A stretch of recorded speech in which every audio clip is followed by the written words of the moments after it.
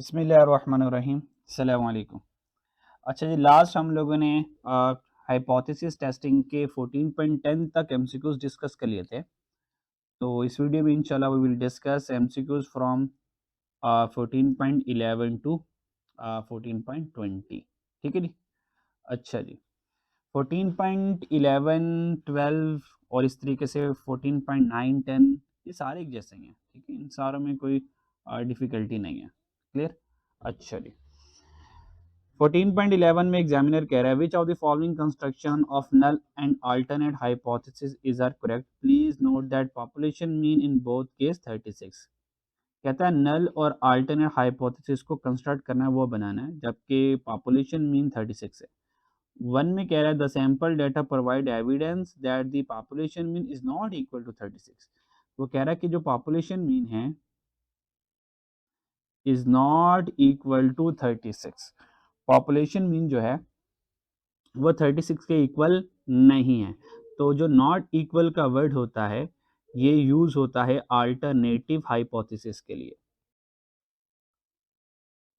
तो यहाँ पर हमने देख लिया कि अल्टरनेट हाइपोथेसिस हमारे पास बन गया कि H1 में मीन नॉट इक्वल टू 36 आ गया। ठीक है, तो अल्टरनेट अगर नॉट इक्वल है तो जो नल हाइपोथेसिस बनेगा वो मीन इक्वल टू 36 के साथ बनेगा। ठीक है, तो ये हमने अपने बना लिया। अब क्या करते हैं ऑप्शन में H1 mean not equal to 36 बिल्कुल सही है। H not null hypothesis mean equal to 36 ये भी बिल्कुल सही है। इसका मतलब ऑप्शन 1 तो करेक्ट है, कंफर्म हो गया। अब देखते हैं ऑप्शन 2 को। The sample data provide evidence that population mean is less then 36। अब पॉपुलेशन मीन वो कह रहा है लेस देन 36 है। जो लेस देन का वर्ड होता है और नॉट इक्वल के वर्ड होते हैं, ये दोनों वर्ड जो है H1 के लिए होते हैं। तो alternate hypothesis mean less than 36 है। अगर मीन लेस देन 36 है तो जो नल हाइपोथेसिस होगा वो ग्रेटर के साथ, क्योंकि जो नल होता है वो अल्टरनेट के रिवर्स होता है और अल्टरनेट नल के रिवर्स होता है। तो अगर अल्टरनेट लेस देन 36 है तो ये ग्रेटर देन या इक्वल टू 36 होगा। तो ये हमने कंस्ट्रक्ट कर लिया नल और अल्टरनेट। चेक करते हैं। अब चेक करें H1 के साथ ये इक्वल का वर्ड जैसे ही मैंने देखा तो मैंने देखा कि H1 के साथ तो इक्वल आता ही नहीं है। तो यहीं से क्लिक हो गया कि ये जो स्टेटमेंट 2 ये रॉन्ग है। तो ओनली स्टेटमेंट 1 इज करेक्ट। तो ये कहाँ पे लिखा हुआ है? Only case 1 is correct, so option 4 is the correct option. ठीक है, अच्छा याद रखिएगा। अच्छा जी, अब यहाँ से एक जनरल कॉन्सेप्ट ज़रा सीख लें जो कि बार बार आपको परेशान करेगा। जो नल हाइपोथेसिस होता है, नल हाइपोथेसिस को एच नॉट से शो करते हैं। ठीक है,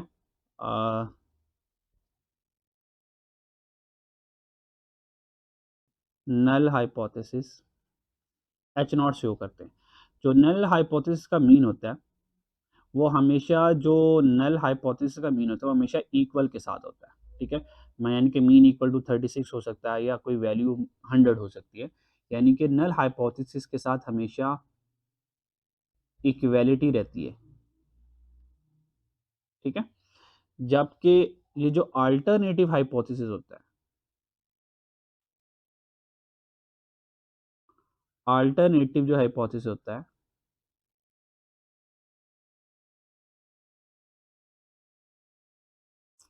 इसमें 3 तरह के केसेस होते हैं।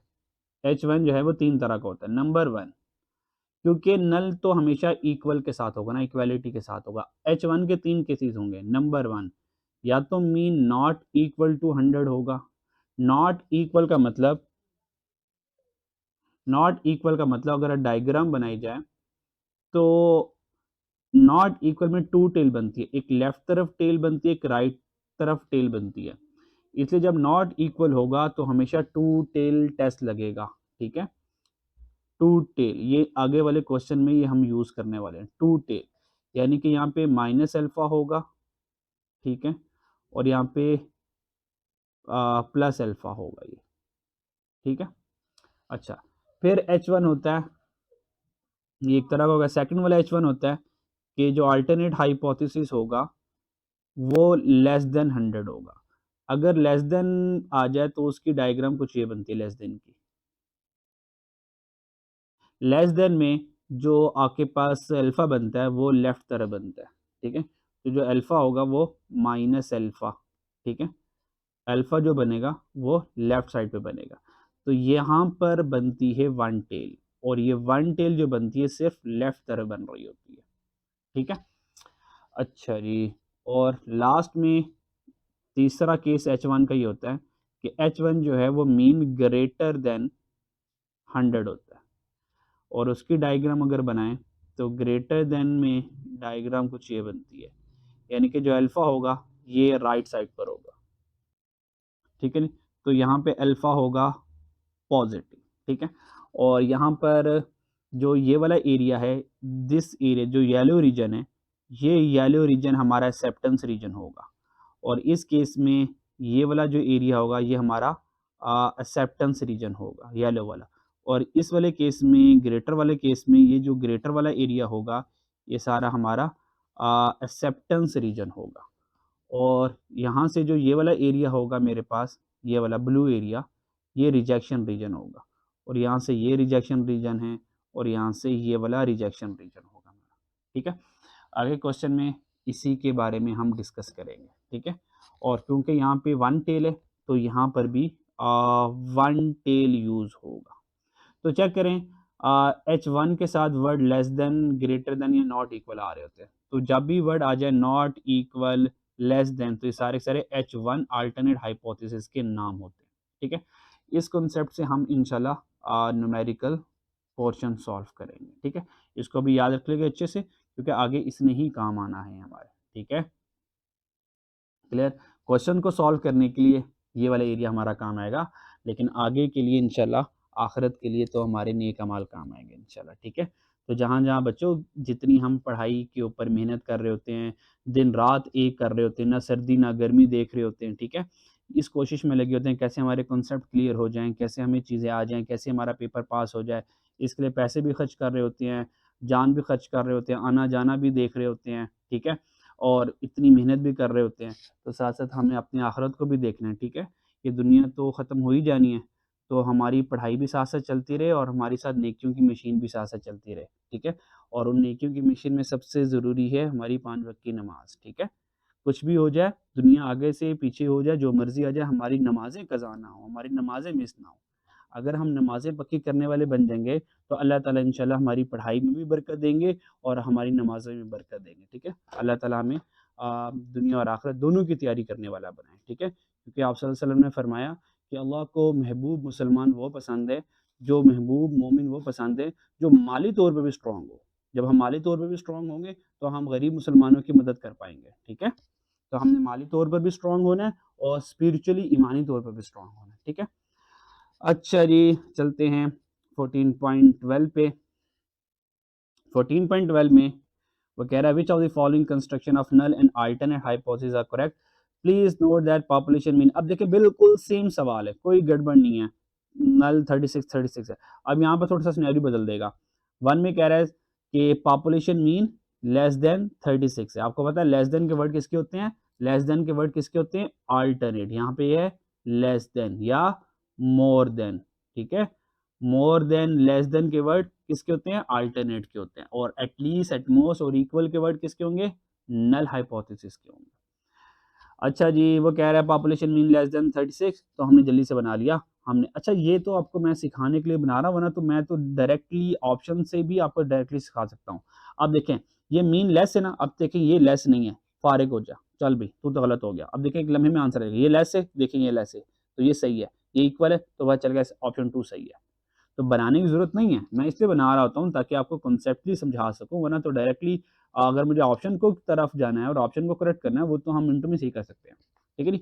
तो ऑप्शन 2 इज़ करेक्ट, तो where is option 2? Only case 2 is correct, so option Charlie is correct one, ठीक है जी? अच्छा जी, आगे चलते हैं जनाब। 13 वाला देखते हैं।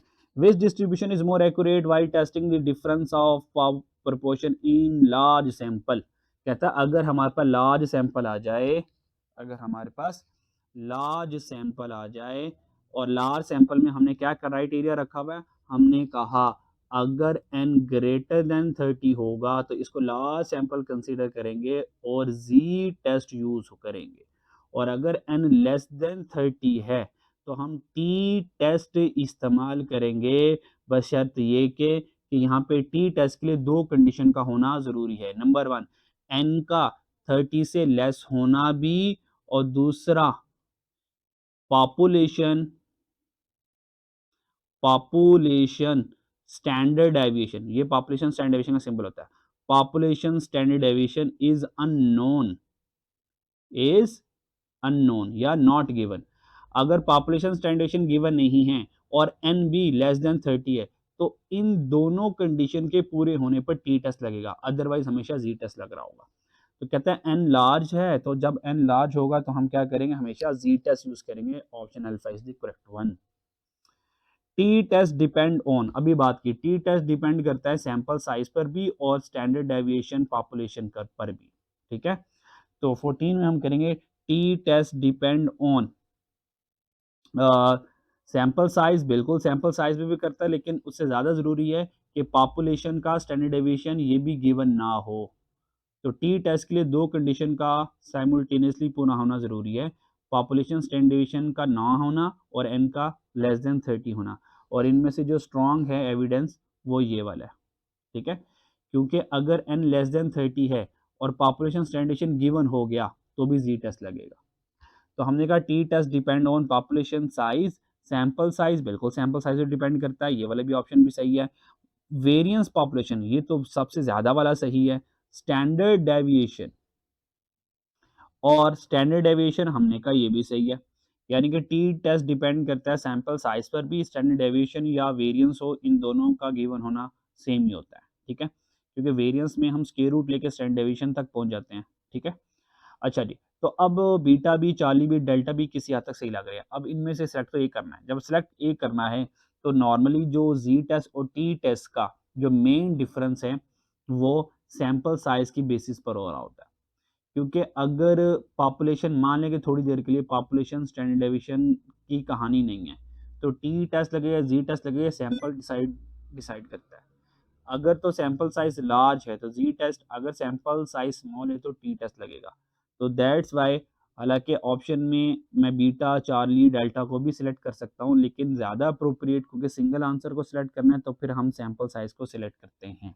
ठीक है, अच्छा जी, T distribution is used when, कहता है टी डिस्ट्रीब्यूशन कब यूज करते हैं, ये बताया हुआ है। टी डिस्ट्रीब्यूशन तब यूज लगेगा जब एन लेस देन 30 होगा और पॉपुलेशन का स्टैंडर्ड डेविएशन नॉट गिवन होगा, यानी कि अननोन होगा। ठीक है, अब देखते हैं T distribution sample size is 30, हमने कहा 30 तो एक कंडीशन है, टी टेस्ट के लिए 2 कंडीशंस लगती हैं। तो हमने कहा ठीक है, देखते हैं, आगे चलते हैं ज़रा, ये वाली बात तो यहाँ तक सही है। Sample size greater than 30, greater than 30 में लार्ज सैंपल आ जाता है, यहाँ पे जी टेस्ट में चल जाती है बात। Sample size is less than 30 and sigma is unknown, हाँ ये वाली बात हमारे काम की है। ये देखें, N is less than 30 and sigma is unknown, तो हमने कहा बिल्कुल चार्ली ऑप्शन हमारे मतलब की है, तो चार्ली ऑप्शन करेक्ट हो गया। 16 टी टेस्ट में be use to test the hypothesis regarding, कहता है जो टी टेस्ट है वो किस लिए यूज किया जाता है, तो याद रखिएगा जो टी टेस्ट है, जी टेस्ट है, ये पॉपुलेशन मीन को टेस्ट करने के लिए होते हैं। ठीक है जी, अच्छा जी, 17 विच of the following statement is correct regarding T distribution, T distribution के रिगार्डिंग कौन सी बात सही है। तो टी डिस्ट्रीब्यूशन की बात देखनी है हमने। It varies with sample size, बिल्कुल टी जो है सैंपल साइज से वेरी कर जाता है, क्योंकि टी लगता ही स्मॉल सैंपल साइज पर, लार्ज पर नहीं लगता। Referring to T distribution rather than a single T distribution lead to inaccuracy, अच्छा कहता है कि referring to T distribution rather than single T distribution lead to inaccuracy, कहता है अगर हम टी डिस्ट्रीब्यूशन की बात करें तो टी डिस्ट्रीब्यूशन से इनएक्यूरेसी का खतरा होता है। नहीं नहीं, जब सैंपल साइज स्मॉल होता है तो टी डिस्ट्रीब्यूशन ही मोस्ट अप्रोप्रिएट होता है, तो उसे इनएक्यूरेसी नहीं बल्कि एक्यूरेसी आती है अगर हम सिंगल टी डिस्ट्रीब्यूशन को भी यूज़ करते हैं। ठीक है, तो ये वाली बात तो नहीं सही। As sample size decrease, the t distribution approaches the normal distribution, कहता है सैंपल साइज गिरता रहेगा, सैंपल साइज कम होता रहेगा, तो हम टी डिस्ट्रीब्यूशन की बजाय नॉर्मल डिस्ट्रीब्यूशन में चले जाएंगे, हरगिज नहीं। नॉर्मल डिस्ट्रीब्यूशन में सैंपल साइज डिक्रीज होने की वजह से हम टी डिस्ट्रीब्यूशन पे आ रहे होते हैं, ये बात तो गलत है। कहता है number of degree of freedom is equal to sample size, degree of freedom जो टी टेस्ट में यूज करते हैं, तो डिग्री ऑफ फ्रीडम जो टी टेस्ट में यूज़ करते हैं वो n-1 होता है, यानी कि degree of freedom sample size से 1 कम होता है, तो इक्वल नहीं होता। ये वाली बात भी गलत है। तो फिर कौन सी वाली बात बच गई कि टी डिस्ट्रीब्यूशन वेरी करता है सैंपल साइज से, क्योंकि सैंपल साइज लार्ज हो जाएगा तो टी टेस्ट नहीं यूज़ होगा, जी टेस्ट यूज़ होगा। ठीक है। 18 degree of freedom exist. Degree of freedom जो है ये टेस्ट की एनालिसिस के लिए यूज़ होता है। ठीक है। टेस्ट की वैल्यू जो कैलकुलेट करते हैं उसके लिए डिग्री ऑफ फ्रीडम यूज़ करते हैं। ये अभी इंशाल्लाह कैलकुलेशन करवाऊंगा, वहाँ पे एक जगह पे डिग्री ऑफ फ्रीडम यूज़ करेंगे हम। तो डिग्री ऑफ फ्रीडम याद रखिएगा, दो टेस्ट में यूज़ होता है। नंबर वन, टी टेस्ट में डिग्री ऑफ फ्रीडम यूज़ होता है, उसका डिग्री ऑफ फ्रीडम होता है n-1। ठीक है। और goodness of fit chi square test में भी डिग्री ऑफ फ्रीडम होता है। ठीक है, जो कि r-1 होता है और c-1 होता है। ये चैप्टर नंबर 15 में मैं डिस्कस कर चुका हूँ। सो अल्फा भी करेक्ट है, बीटा भी करेक्ट है, अल्फा भी करेक्ट है और हमारा बीटा भी करेक्ट है। तो राइट ऑप्शन कौन सी बनी? Both A and B, delta is the right option. 19 if we increase the level of significance, अगर हम लेवल ऑफ सिग्निफिकेंस को बढ़ाते रहेंगे, अगर हम लेवल ऑफ सिग्निफिकेंस को बढ़ाते रहेंगे, आपको पता है लेवल ऑफ सिग्निफिकेंस क्या है? ये जो लेवल ऑफ सिग्निफिकेंस होता है that is your alpha, that is our risk level. Risk level, जितना रिस्क लेवल बढ़ता रहेगा, जितना रिस्क लेवल बढ़ता रहेगा उतना रेंज ऑफ एक्सेप्टेंस रीजन कम होता रहेगा। ठीक है। अगर आप कहते हैं तो तस्वीर से बात समझा सकता हूँ मैं। ठीक है। फॉर एग्जांपल ये है। ठीक है। इस वक्त मेरे पास फॉर एग्जांपल माइनस अल्फ़ा है इधर और इधर प्लस अल्फ़ा, ये है लेवल ऑफ सिग्निफिकेंस। तो ये वाला एरिया जो है ये रिजेक्शन रीजन है और ये जो सेंटर वाला एरिया बना, ये येलो वाला area, this is my acceptance region, ये मेरा एक्सेप्टेंस रीजन है। ठीक है। तो देखें अगर अल्फ़ा इतना है तो एक्सेप्टेंस रीजन सारा का सारा येलो वाला है। मान लें कि लेवल ऑफ सिग्निफिकेंस बढ़ गया, अगर लेवल ऑफ सिग्निफिकेंस बढ़ जाएगा तो मान लें कि यहाँ पर अल्फ़ा आ गया, माइनस अल्फ़ा इधर आ गया और प्लस अल्फ़ा इधर आ गया। तो देखें जैसे ही लेवल ऑफ सिग्निफिकेंस बढ़ गया, यहाँ से भी लेवल ऑफ सिग्निफिकेंस बढ़ गया। तो अब चेक करें जो एक्सेप्टेंस रीजन है, जो एक्सेप्टेंस रीजन है वो मेरा कम हो गया। तो एक्सेप्टेंस रीजन कम हो गया, अब कितना रह गया? अब देखें एक्सेप्टेंस रीजन कम होके इतना रह गया। ठीक है नी? तो ये एमसीक्यू उसने पूछा हुआ था। अच्छा जी, hope so you understand. And the last MCQs of the day, the probability of rejecting a true hypothesis. कहता है ट्रू हाइपोथेसिस को रिजेक्ट करना, बताएं ये इनमें से क्या है?